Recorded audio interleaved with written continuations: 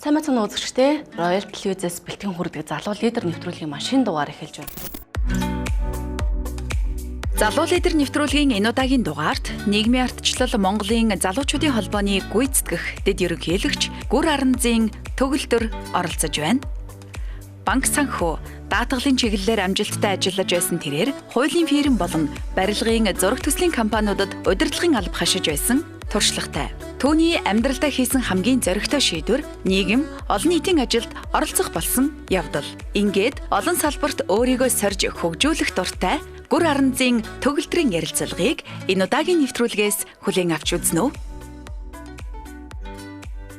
За танд бидний урилгыг хүлээн авч нэвтрүүлэгт маань оролцож байгаад маш их баярлалаа. За баярлалаа. За тэгэхээр хоёулаа яриагаа одоо таны ойрын үед төвлөрч ажиллаж байгаа ажлаас эхлэе. Ойрын үед нийгмийн арчил Монголын залуучуудын холбоон дээр гүйцэтгэх дэд ерөнхийлөгч гэдэг одоо орон тооны ажил дээр одоо ажиллаж байгаа. Тэгээд манай намзах гэдэг маань Монгол улс Монгол орон даяар 40 мянга гаруй залуучуудын гишүүнтэй байгууллага байгаа. Тэгээд одоо энэ залуучуудтайгаа хамтарч ажиллаж байгаа. Тэгэхээр хэрхэн яаж нийгмийн ардчил Монголын залуучуудын холбоо гэсэн энэхүү холбоотой холбогдох болсон бол энэ түүхээс хаваалцвал 15 онд нийгмийн арчил Монголын залуучуудын холбооны 1000 залуус гэдэг чуулга уулзалт анх очиж үзсэн л дээ. Тэр үед яг би өөрөө гишүүн биш байсан. Тэг явж явах их ирч хүчтэй маш их таалагдсан л да. Тэгээд 2016 онд нийгмийн арчил Монголын залуучуудын холбооны сонгойрхон дүүргийн салбарт одоо гишүүнээр ороод дүүргийн салбар буюу те хамгийн ингээд тийм доод одоо шатнаас нь эхлээд явсан. Мөн дараа нь тэргүүлэгч болоод тэг одоо бол одоо дэд ерөнхийлөгч ажил одоо үргийг гүйцэтгэж байгаа. Одоо миний ажиллаж байгаа хугацаанд би даатгалын компанид ажиллаж байсан, банкны системд ажиллаж байсан. Би цалингаа аваад өөрийгөө болгоод нэр хөвгтэй ч юм уу те болгоод байрныхаа мөнгө төлөө явж байсан бол болох байсан баг. Гэсэн хэдий ч би бол өөртөө зориг шуулуудаад нийтийн төлөө одоо нийгмийнхаа төлөө ажиллая гэж бодоод явж байгаа. Тэр төгөлдөр даргын хувьд сонгойрхон дүүргийн 16 дугаар хорооны одоо эрдэнэ нийтийн хурлын дарга байгаа шүү дээ. Тэгэхээр энэ хугацаанд одоо төлөвлөсөн ажлууд хэр байна? Бас таны төлөвлөжсэн ажлуудаас одоо биелэлээ олсон ажлууд хэр байна? Би 2017 оны 1 сард энэ 16 сонгойрхон дүүргийн 16 дугаар хорооны иргэдийн дундаасаа сонгогдоод иргэдийн нийтийн хурлын дарга болсон. Хороо гэдэг маань одоо ерөөсөө л хамгийн анхан шатны байгууллага. Одоо хороон дээр тулгарч байгаа асуудлууд бол зөндөө асуудлууд байгаа. За манай 16 дугаар хороо маань одоо 1-р хороо байдаг. 1-р хороо одоо орон сууцны хороо гэсэн үг. За тэгээд яг манай хороон дээр маань өнөөдрийг хүртэл сүүлийн одоо энэ 1-р хороо байгуулагдсанаас хойш 84-5 оноос хойш одоо манай хороо маань яг нөгөө хорооны байр байгаагүй. Тэгээд манай өрхийн имлэг маань энэ уртлын 27 дугаар байрны нэг давхартны 3 өрөө айл те цагтаа болон одоо манай хорооны байр одоо энэ артын байрны нэг давхарт ингээд орон сууцнд байсан. Тэгээд энэ асуудал маань нодлон одоо улсын төсвөр шийдэгдээд шинэ хорооны зохицлоор байртай болж байгаа. Гэт бүх одоо төрийн үйлчлэгээ маань хорооныхоо байран дээр төвлөрнө. Энэ бол дараа жил ашиглалтанд орчих юм байна. За мөн түнчлэн одоо энэ өнгөрсөн 4 жилийн хугацаанд 111 дугаар цэцэрлэг болон 119 дугаар цэцэрлэгийн маань өргөтгөлийн ажил гээд явагдаад дуусж байгаа. Тэгэхээр ер нь бол зорьсон ажлаа одоо иргэдийнхэн тусламжтайгаар мөн одоо их хурлын гишүүдийнхээ тий тойргоо сонгогдсон гишүүдийнхээ ингээд дэмжлэгтэйгээр ингээд тусалцаатайгаар ажлууд маань ер нь жигдрээд маш сайхан явж байгаа. Хорон дээр байгаа миний үүрэг бол ерөөсөө энэ иргэдийн маань өгсөн энэ итгэл ер нь бол энэ хорооныхоо нэг ч иргэнийг одоо хойш нь үлдээхгүйгээр бүгдэнд нь л ийм тав тухтай байдлыг бий болгочих юмсан л гэж зорж ажиллаж байна. Тэгэхээр төр засгийн байгууллагын хамгийн анхан шатны одоо нэгж одоо хорооны иргэдийн хурлын дараагаар ажиллаж байгаагийн хувьд ер нь та олон нийтэд ер нь тулгамдж байгаа асуудал нь юу вэ гэж харж байна таны бодлоор? Энэ тэргуунд шийдэх асуудал. Энэ тэргуунд юу вэ та боловсролын асуудал харагдаж байна. Ерөнхий боловсролын сургуульд миний нэг санаа зовж байгаа зүйл бол сурагчдын хүмүүжил болон соёлын чиглэлээр илүү анхаараасаа гэж бодож байгаа. Миний би одоо Америк нэгдсэн улсад хай скулд сурч ирсэн. Тэгэхэд бол хүүхэд болгон гоц авьяастай байх албагүй. Бүгдээрээ математикийн олимпиадын авраг байх албагүй. Тухайн хүүхдэд юу зааж ийнэ гэвэл багшаагаа яаж хөндлөх үү, сурах уу, хажуудаа сууж байгаа сурагчтайгаа яаж хандах уу тийм ээ зөвхөн одоо тэр бүгдээр ингэ гоц авьяастай болох гэдэг одоо биш тухайн хүүхд сууж сурах хүмүүсийг хүндэлж сурах хэрэгтэй цагаа баримтлах сурах гэх мэтчлэн одоо яг ингээд нөгөө нэг номон дээр бичсэн зүйлтэй гол нь биш орчин одоо соёл те нэг хүмүүжил дээр нэг анхаардаг юм шиг санагдсан л да. Яг энийг л одоо Монголын ерөнхий боловсролын сургуулиуд одоо хэрэгжүүлэх хэрэгтэй юм болов. Энэ залуучууд маань ирээдүйд тэгэл Монгол улсынхаа удирдал, энэ хороогоо удирдал бүгдээрээ ээж аа болцоогоо тэгээд явна. Тэгэхээр энэ одоо ирээдүйгээ бид нэр бэлтгэхийн тулд одооноос л бэлдэж анхаарах хэрэгтэй. Тэр ингээ зөрөгтэйгээр гаргасан одоо шийдвэрттэй маш том нөлөө урам зориг өгсөн үйл явдал байгаа л.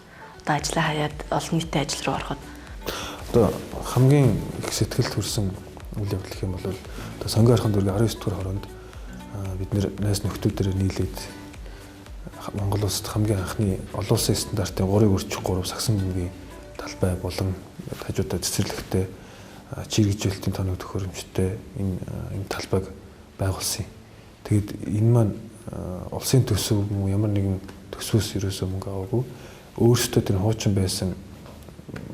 байсан талбайг нь сэргийн засварлаа сааттай болгоо өгчүүд маань суух сааттай болгоод хүүхдүүд тоглох тоглоомын талбайтай болгоод ингээд саксны тэмцээн хамгийн анхны ухаатаа хийжсэн.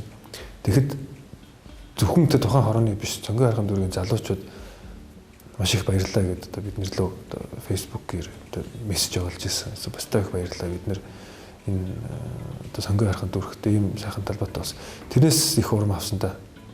Тий. Санхүү бизнесийн удирдлага гэсэн мэргэжлийг яагаад сонгох болов? Юун таны сонирхлыг татсан бэ? Энэ нөгөө баг байхасаа нөгөө математикт дуртай байсан.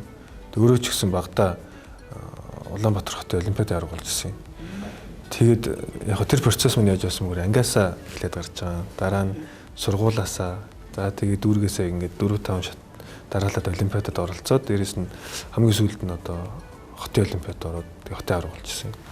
Тэгээд тэрнээс хойш манай ээж аа би өөрөө ч сонгоогүй л дээ. Ээж аа маань ерөөсөө 11 дугаар сургуульд оруулъя, математикийн сургуульд оруулъя гэдэг. Тэгээ шалгалт өгөө тэмцсэн. Тэрнээсээ хойш л ерөөсөө энэ тоо математик ч гэдэг юм энэ логик ухааны тий одоо хичээлүүд надаас салгаж байсан. Би өөрөө ч дуртай болсон. Тэгэл ер нь бол мэрэгжил сонголтын дээр ч гэсэн одоо манай аав маань өөрөө бас баггүй одоо санхүү банкны салбарын хүн байдیں۔ Тэгээд нэх их тэгж мэрэгчлээ сонгох гэж нэг тийм одоо эргэлзээгүй тэгэл сонгоцсон. Таны үндсэн мэргэжил бол санхүү бизнесийн удирдлага мэргэжилтэй байгаа шүү дээ. Тэр энэ олон нийтийн ажилд оролцохоос өмнө бол та маш олон газар ажиллаж байсан бэлээ. Олон газрын одоо удирдлагын албыг хасж байсан бэлээ, тий. Даатгал, за банк санхүү, за бүр хуулийн фирмийн үртэлтэд захирал хийжсэн туршлагатай. Тэгэхээр хамгийн анхны ажлын гараатай нь хаанаас хэрхэн эхэлж байсан бэ? Би 2009 онд яг өөрөө одоо сурч боловсрч дууслаа боллоо гэж бодоод одоо Монголд ирсэн байгаа. Хамгийн сүүлд Солонгос улсад Янсагийн их сургуульд одоо хэлний бэлтгэл сурч ирсэн. За тэгээд Монголд ирсэн. Солонгост мөн одоо ажиллаж хэрэгж байгаад хүрээд ирсэн байгаа. Тэгээд анх ирээд тэнгэр даатгалд ажилд орж исэн. Тэнгэр даатгалд одоо мэрэгчлэрээ даатгалын мэрэгчлэлтэн гэдэг хамгийн анх орж исэн. Тэгээд тухайн үед маань нөгөө одоо голомтын ганц зэрэг гэдэг гэж нэрлэгддэг одоо танигдсан тий өө ганц зэрэг захирлын удирдлаганд ор мэрэгчлэлтнээс эхэлж исэн. Тий. Тэгээ ер нь бол ажлын гараагаа эхлэхдээ ер нь их чанга байсан. Тэгээ ганцаа захирал маань нөгөө үнийг их шахдаг хүн байсан л да.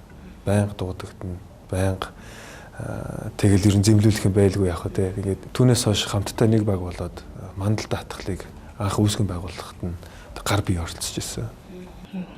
Тухайн үед өөр нь өөртөө тулгарч исэн одоо хүндрэл бэрхшээлийг яаж давж гарсан бэ? Тухайн үед яг миний хувьд бол хүндрэлүүд бол их байсан л да.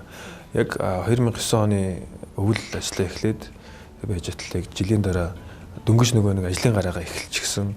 Нөгөө ээж аваасаа одоо ингээд чин өрх тус гаралчихсан. Тэгээд байж хахад одоо анхны том хүү маань яг жилийн дараа 2010 онд төрсөн байхгүй. Тэгээд ингээд мэрэгчлэлтнээр тухайн үед ажил хийгээ явж байхад мэдээж би бол өөрөө тэгээ цалин бол бага байсан. Тэгтээ бага байна гэж голоогүй. Тэгээ тууштай тэр цагаас хойш ажиллаад ирсэн. Тэгээ энэ хүндрэлүүдийг даван туулахад бол манай байгууллагын удирдлагуудыгаа би итгэлийг алдчихгүйсэн гэж хичээж байсан. Тэр яг өөр шигтэй нь одоо тийм одоо хүндрэл бэрхшээлтэд тулгарсан дөнгөж ажлын талбар дээр гараад явж байгаа залуусыг харахад ер нь та юу гэж хэлмээр санагддаг вэ? Гэхдээ яг л өөрийгөө харж байгаа юм шиг байдаг шүү дээ. Одоо миний дүүнерч байж гэн те ингээд залуу үе ингээд харахад бол яг ингээд нэг зөвлөх хэрэгтэй байдаг те. Зөвлөгч маш сайн зөвлөгч л ер нь хэрэгтэй. Ажлын гараагаа эхэлчээд хэдэн жил болж хахад надад манай захирал маань ажлын санал тавьсан. Би тэгээд тушаал дэвшээд менежер болох байсан л да.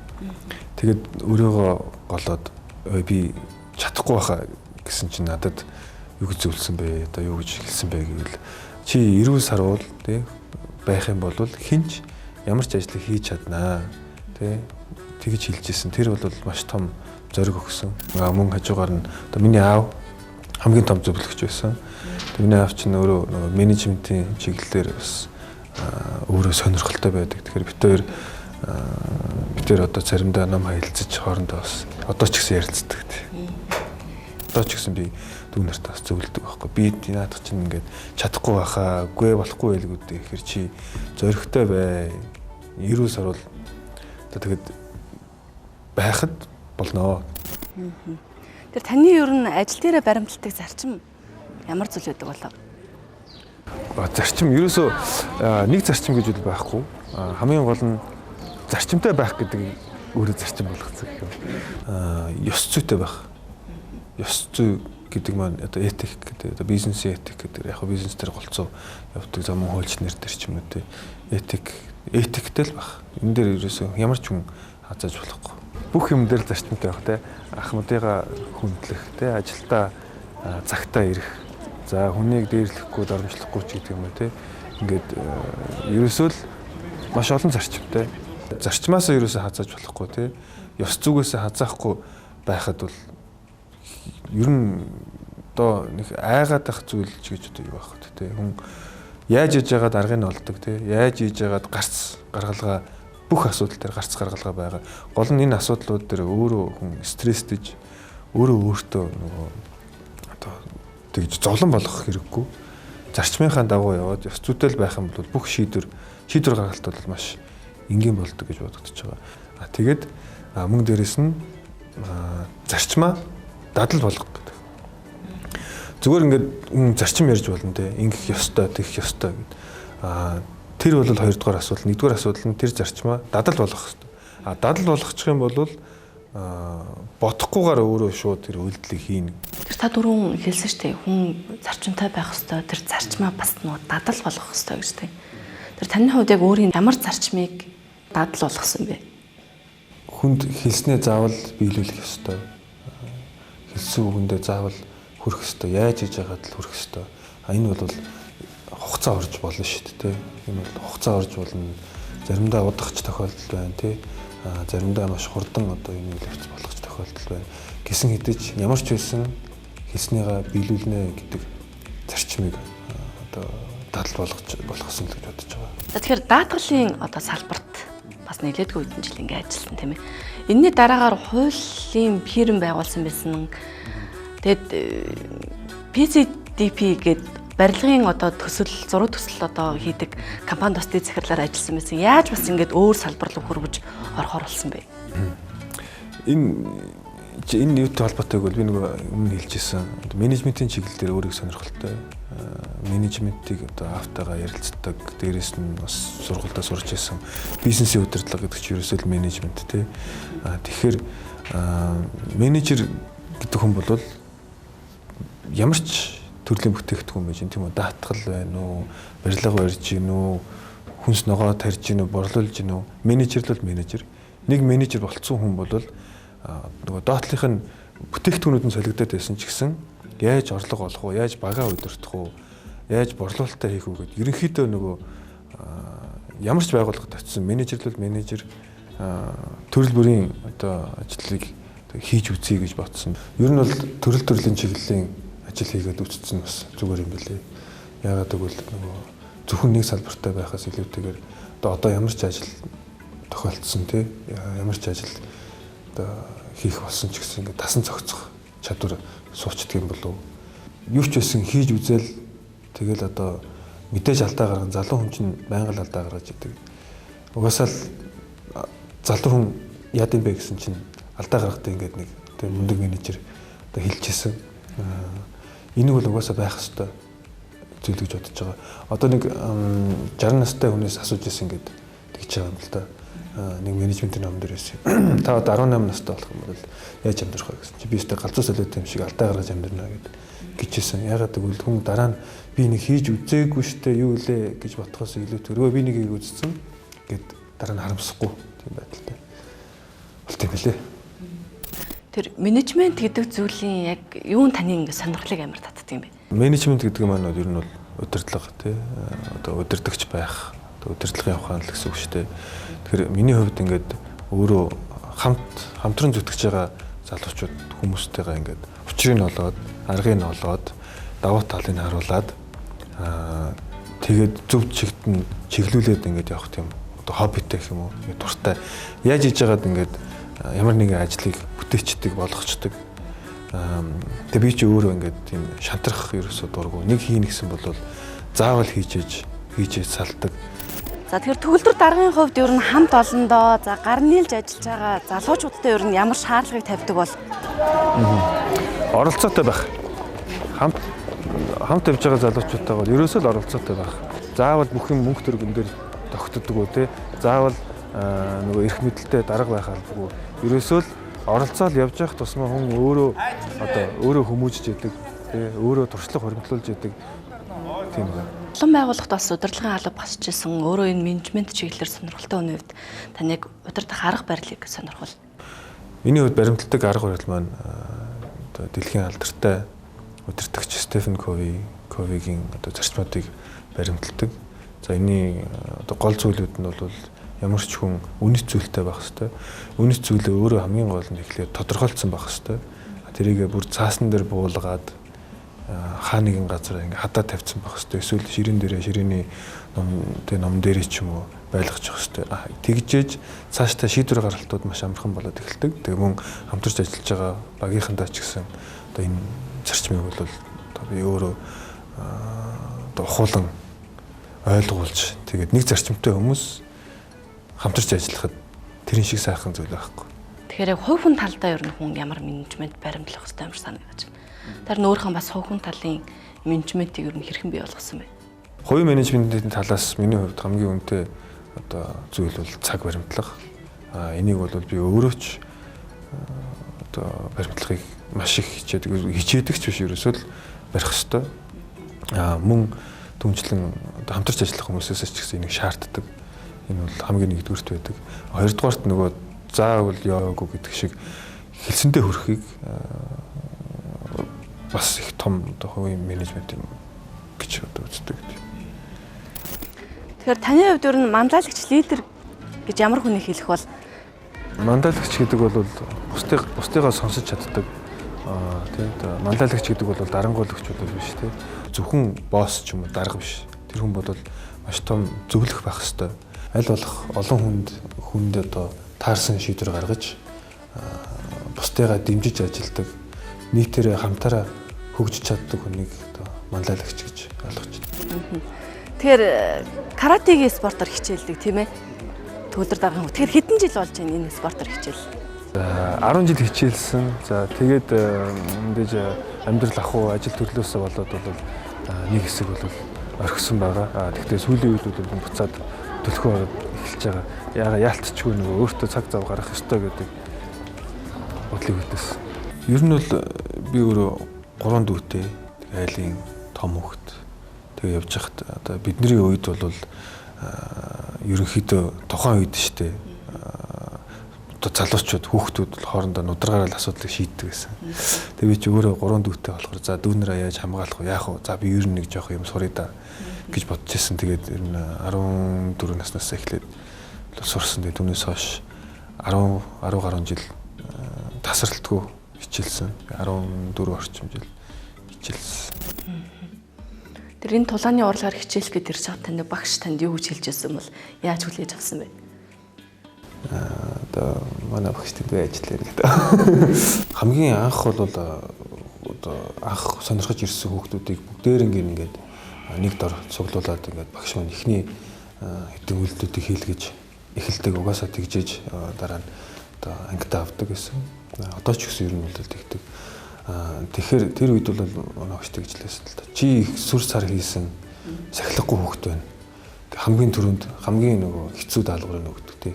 Хамгийн хэцүү даалгаврыг өгж хамгийн их гүйлгдэг ч гэдэг юм уу. Одоо ерөнхийдөө нөгөө энэ бол нөгөө төлөвшлийн эхлэл бол тэндээс тавигдчих ирсэн. Энэ тулааны урлаг маань өөрөө их олон одоо ёс тий, ёс жайг одоо дүрмтэй. За тэгэхээр даваа талууд нь бол одоо дүрм мөрдөж сурж ийн багшаагаа хүндлэх ёс гэлтэй. Онцлоод одоо яг миний хувьд гэх юм бол их хүмүүжлтэй тийм одоо бие даасан байдал маань бас нөлөөлж ирсэн. Би нэг 2 жил хичээлсний дараа энэ одоо тулааны урлагч өөрөө хүний хүмүүжүүлээд эхэлдэг. Улам нөгөө одоо асуудал жижиг болж харагдаж аль болох уужуу тавина, асуудлыг яаж шийдвэрлэх үү, тэ хин нэгний одоо ууралсан, уцаарлсан дээр ямар нэгэн реакц үзүүлэхэ болгох ч юм уу тий. Асуудлыг одоо хүч хэрэглэхгүйгээр яаж шийдэх хэрэгтэй вэ гэдэг арга замыг хайж олдог. Тийм бас яагаад гэвэл хүч хэрэглэх гэдэг чинь бол ерөөсөө ямар ч харилцааны ямар ч асуудлыг шийдэх хамгийн доод хувилбар. Тэгэхээр биеэрээ одоо хөл гараараа биш оюун ухаанаараа асуудлыг шийдэхэд хамгийн чухал одоо тулааны урлаг бол нөлөөлдөг байна. Тухайд одоо багштай шахуулаад ч гэдэг юм уу тийм ээ. Ингээд цогцлогоо бэлтгэл сургуульд ер нь хийх үеуд бас байсан байх. Тэр үед ер нь шантраад болчихсон тохиолдол байгаа. Ер нь ингээд яг 10 жилдээ ч юм уу хүүхдүүд ингээд төрөл бүрийн спортоор явж байгаа юм болоо дундаас нь аягүй хайцсан тохиолдол их байдаг шүү дээ. Яаж бас тууштай явсан бэ? Шантраад болжсэн удаа байхгүй. Шантраад унжсэн удаа болоо. Тий. Яагаад гэвэл тэр чинь ингээд бид нэр жишээ нэгээд аруулаа ингээд кросс нутгүй ч шүү дээ. Ганцаараа болоод зогсохт нөгөө тийм одоо маш ичэн шүү дээ. Ичвэртэй байдалд орно гэж бодож байгаа. Багш маань тэр цаана хүлээгээд байж идэг, цаг барьчаас хүлээгээд байж идэг. Тэгэхэд ингээд ганцаараа зогсож үлдэнэ гэдэг бол ерөөсө бодол орж ирэхгүй. Яаж хийж байгаа даваад гарна гэдэг. Тий. Бэлтгэл маань ихтэйд одоо өөрөө ирэхгүй ингээд норж урах ч юм уу тий. Ийм тохиолдолд бол байсан. Тэгжил ер нь амрандаа. Тий. Одоо өөрийгөө ялан дийлнэ гэдэг маань шантрахгүй ямар нэгэн ажлыг заавал ард нь гарч иж санаа амарна гэж боддог. Тэр одоо сэтгэл зүг хүнд одоо надад тий бас ингээд суулгаж өгсөн. Тэр ээж аав нь ер нь хэрхэн яаж дэмжсэн бол тийм ээ. Намайг анх аав ээж минь зөвшөөрдөг байсан. Ер нь зөвшөөрдөг байсан. Би тэгээд 15 нас хүрээд ерөнхийдөө гадагшаа яваад одоо өөрөө бие даагаад гисэн. Тэгээд хичээлч гисэн байхгүй. Тэгээд ээж аавдаа нууж ээж агаад хэлсэн зөвшөөрдөг байсан байхгүй. Толгой тарихаа гимтэй чинь гээд гэж бодож байсан. Нэг хүмүүс чинь зодоон л гэхээр л ер нь гимт чинь гэж бодсон юм шиг байгаа. Энэ маань одоо таеквондо, карате ч тэгээд эдгээр маань урлаг гэдэг утгаар нь гээд явж ирснийг одоо ээж аав маань мэдээд зөвшөөрөөд тэгээд би дүүнэрээ бас бүгдээр ингээд явуулсан. Тэгээд миний багш бол бас миний баг дүүнч багш байсан. Дүүнэр зарим нь карате, зарим нь солонгост амьдарч ирсэн болохоор таеквондо авъя. Тэгээд солонгосын таеквондо бас хичээлдэг. Тэгээд төрлийн бүстэй тэгээд тий. Тэр бага насныхаа талаар бас ярилцвал. Бага наснда ер нь математикийн хичээлээ хажуугаар чөлөө цагаараа сакс тоглодог байсан. Тэгээд ер нь багасаа спортоор хичээлж байсан. Гойн хүүхдүүд голцуулт юм байсан нөгөө Майкл Жордан туртай. Тэгээд надад 2001 онд 8 дугаар ангид төгсөөд Америк руу оюутан солилцооны програмаар тийм суралцах боломж гарсан. За тэгээд бас энэ дэр нэг хөхтэй юм болж ирсэн. Визэнд орох гэсэн чинь манай англи нэг багш надад гэж хэлжсэн байхгүй юу. Нөхөө чи ингээд бусдаас ингээд тийм онцгой хариулт хэлээрэй. Юу гэж асуух вэ гэвэл яагаад Америк явж байгаа юм гэж асуунаа. Тийм ээ. Ямар ч улсын хэлцээсэд ер нь гэж асуудаг. Яагаад Америк явж байгаа чи англи хэл сурах гэж явж байгаа гэж битгий хэлээрэй. Тэгэх юм бол англи руу явахгүй яасан те Их Британь ч гэдэг юм уу те Сингапур явахгүй яасан гэд асуудаг юм аа. Тэгэхээр чи зөвхөн Америкт байдаг нэг юм хэлээр ихгүй юу. Би тэгээд 16 настай анх дөнгөн дангаа англиэр ярьдаг байж хата визэнд ороод өөрөө хариулж ирсэн. Тэгээ яагаад Америк явах гэж байгаа юм. Би Майкл Жордантай уулзнаа. Тэгсэн чинь нөгөө нь надаас ярьцлага авч байгаа юм байна. Өөдөөс инээгээл тэгэл дамгаад ирчихсэн байхгүй. Багш бол аюу сайн зөвлөгөө өгсөн. Тийм. Тэгээд би ч тэнд очиод Жордантай ч уулзсангүй. Тий. Тэгээд цаашаа нөгөө айлд амьдраад тэгээд бүтэн жил айлд амьдэрсэн. Тэгээд ер нь бол цаашлаад Канадад сурсан. Тэгээд Дэлхийн нэгдсэн коллежид. Тэр хөлийн дээс алхаад ер нь дуртай очих хүсэжсэн оронд очих амар байсан бол анх очиод нөгөө соёлын шок гэдэг чинь чихнээсээ соёлын шоконд орсон. Бүх юм өөр байсан. Бүхэл юм өөр. Тэгээд одоо бол яг хуу Монгол залуус Монгол Улаанбаатар хот маань ч гэсэн ер нь бол бас тэгж дутгааргүй. Тухайд яг 2000 оны их үед бол Улаанбаатар хот Монгол улс маань одоо тэр том Америк их гүрэнтэй бол харьцуулж байсан. Би одоо үгээр илэрхийлэхээ аргагүй тухайд бүхэл юм шин санагдчихсан. Автобус нь шин, тэ хүмүүсийнх нь харилцаа, за тэгэл зам харгуу гэхэд бүхэл юм өөрлөлт тэ. Анх онгоцны буудлын дээр буугаал ерөөсөө тэгэл шоконд ороод хаашаа явах вэ юу вэ гэж хэлсэн. Анх одоо Америкт очичоод ерөөсөө нэг 7 хоногийн дараа хичээл эхэлчихсэн. Тэгээд би чи 16 настай. Тэгэнгүүт яг миний үеийн хай скуулийн хүүхдүүд чинь бүгдээрээ өөрсдөө машинтай. Ер нь бүгд өөрсдөө ер нь 14 наснаас хойш машин барих хэрэгтэй байдаг. Тэгээд бүгдээрээ машинтай сургууль руу явчихдаг байсан. Тэгээд би ганцаараа нөгөө бага ангийн хүүхдүүдтэй нөгөө шар өнгөтэй скул бас гэдэг. Сургуулийн автобусанд хамгийн хойдолд нь нэг өндөр том юм. Нөгөөдөл нэг тэд нар чинь 6 наснаас эхлээл явж байгаа. Тэгээд анх эхэлчихсэн. Тэгээд манай одоо тухайн үеийн тэр нөгөө хай скуулийн найз нар бас хэлжсэн байхгүй. Чи ингээд сургуулийн автобусаар явд юм уу гэд. Нөгөөдөл чи айл хэдий ингээд бие даагаад ингээд явцсан. Америк хүүхдүүд ер нь их багасаа бие даадаг гэсэн. Тэгээд анх их иччихсэн л да. Тэгээд жоохон хүүхдүүдтэй нөгөөдөл чинь над руу хараа шоолоод. Чи машин байхгүй мó гэл тэ. Тэд чи ойлгохгүй шүү дээ. Гадаад хүүхдтэнд ирсэн ингээд явж хат над тийм боломж байхгүй гэдгийг бол ойлгохгүй байгаа байхгүй. Тэгээд бусдаагаа харьцуулаад нэг хичээс ихний нэг хэдэн сар бол тийм сургуулийн автобусаар бол явчихсан. Анх одоо хай скулд Америкт очичоод би яг бүтэн жил нөгөө альд амьдарч ирсэн. Тэгээд ямар ч монгол хүн байхгүй, ямар ч Аз хүн байхгүй нэг жилийн хугацаанд амьдрахад одоо миний амьдралдаа хамгийн хурдан хугацаанд гадаад хэл сурч ирсэн үе. Тэгээд тэрнээсээ их урамшаад одоо урам аваад ер нь цаашаа би залуу байхдаа боломжтой байгаа дээр цаг хугацаа байгаа дээр аль болох олон хэл сурах гэж бодчихсон. Дараа нь Хятадд очиж сурч ирсэн. Хятадын Бээжингийн хэл соёлын их сургууль. За Солонгос улсад Юнсегийн их сургуульд ингээд хэлний бэлтгэлд сурч ирсэн. Тэр тоол за Америк, Канада, Солонгос, Хятад гээд олон орнууд очиж бас ингээд суралцж байсан тийм ээ. Тэр ингээд дэлхийн янз бүрийн хөгжилтэй, янз бүрийн соёлтой орнуудад очих ер нь хүнд бас ямар өөрчлөлтийг бий болгодог юм шиг танд санагддаг вэ? Одоо тухайн үед бол би нэг сайн анзаардаг байсан. Тухайн үед өөрөө сураал явж байгаа тус улсын одоо тухайн улсын соёл нь ямар байна тэрийг дагаал явж байгаа. Тэгээ явж исэн. Одоо бодохоор тэнд тийм байсан шүү. Энэ улсад ийм юм байсан шүү гэд Монголдо юу хэрэгжүүлж болох вэ? Улаанбаатарт юу хэрэгжүүлж болох вэ гэдгийг одоо бодонгууд тэр нөгөө одоо миний санах ойнд ингээд орж ирээд байгаа байхгүй ингэдэг байсан шүү дээ. Нэрээ одоо чинь Хонконгод зүгээр л дэлгүүрийнхаа картаар автобусанд суучдаг байсан шүү дээ. Таксинд суучдаг байсан шүү. Хоол аваад идчихдэг байсан шүү.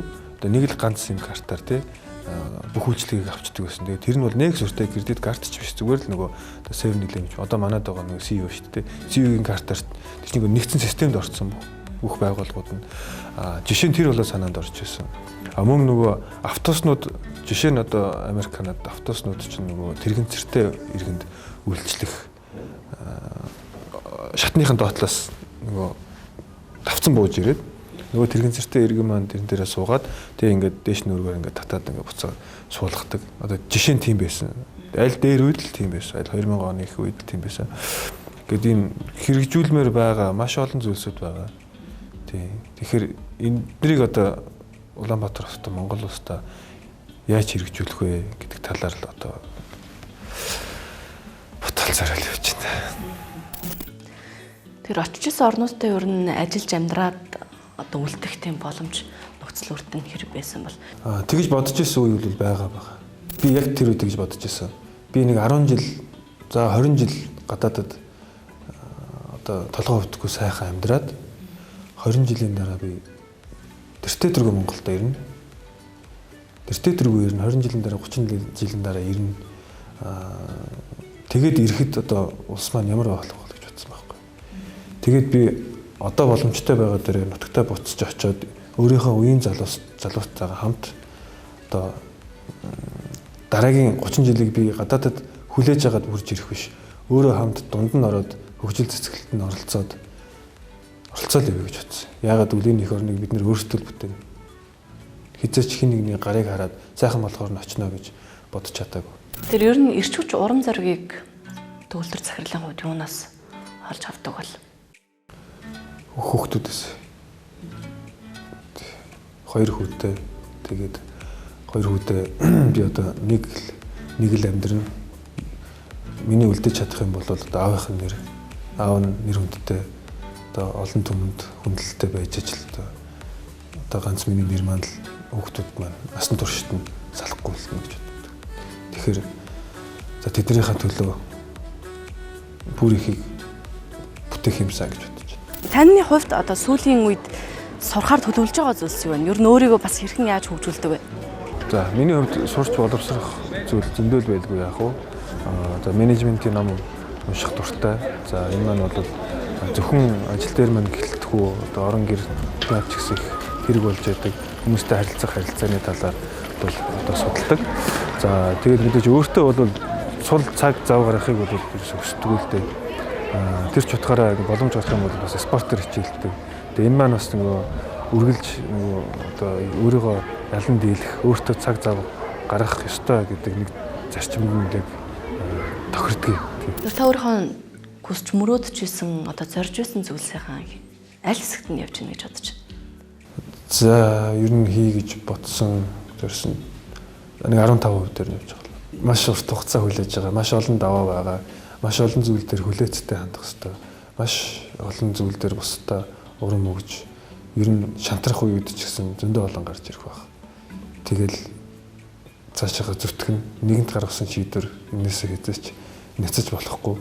Хин нэгэн хүн буруугаар мушгид ч юм уу мохоо хэлсэн ч гэсэн тэрэнд бол одоо нугарч унахааргүй одоо өөрийгөө бэлтгэгдсэн бахаа л гэж бодож байна.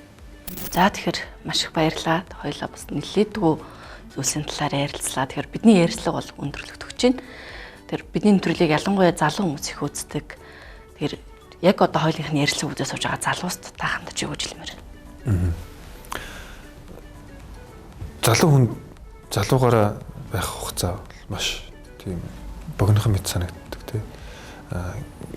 Гинтл яваад өнгөрнө.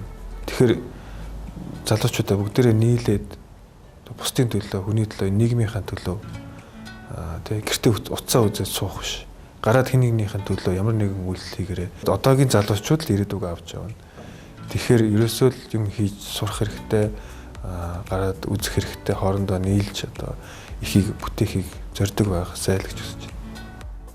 За баярлалаа. Тэгэхээр бидэнд цаг зав гаргаж бидний нэвтрүүлэгт зочноор оролцож сайхан ярилцлага өрнүүлсэнд тэгэхээр таны зорж хүсэж байгаа бүхэнд өндөр их амжилтыг хүсье.